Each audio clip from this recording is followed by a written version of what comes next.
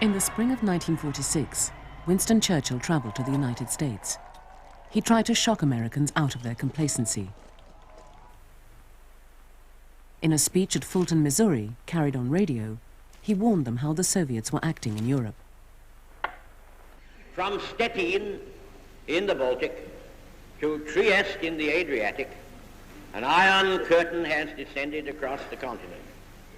Behind that line lie all the capitals of the ancient states of Central and Eastern Europe.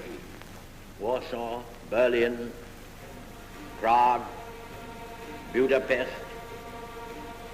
All these famous cities and the populations around them lie in what I must call the Soviet sphere.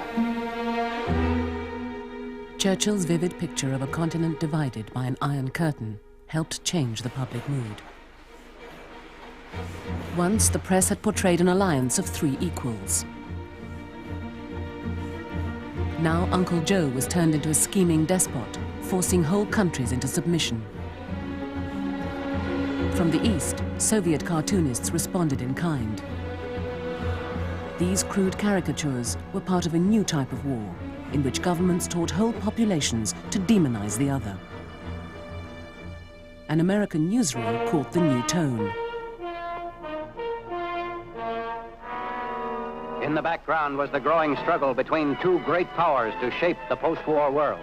Soviet Russia was expensively stabbing westward, knifing into nations left empty by war.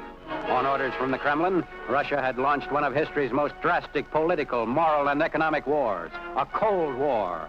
The United States was obliged to help Europe safeguard its traditional freedoms and the independence of its nations. Gone was the spirit of wartime unity that reached its peak on that historic afternoon in April '45 at the Elbe River in Germany.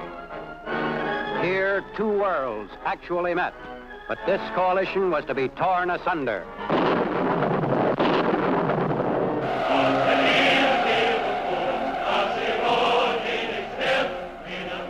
The Soviets also recalled the meeting on the Elbe.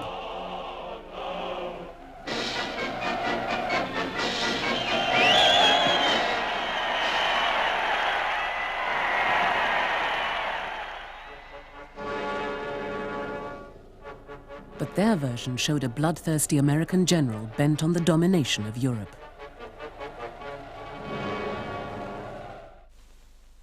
Старая война окончилась. Началась новая. Война с коммунизмом. Я вижу другие сны, господин генерал.